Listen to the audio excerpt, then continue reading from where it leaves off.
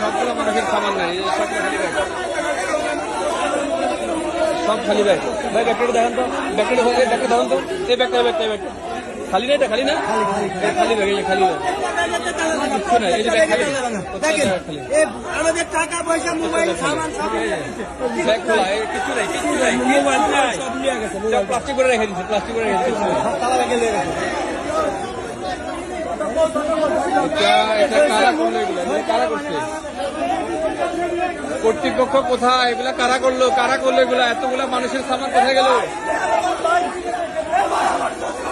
এতগুলা সামনের, হ্যাঁ আপনারা দেখেন মোবাইল,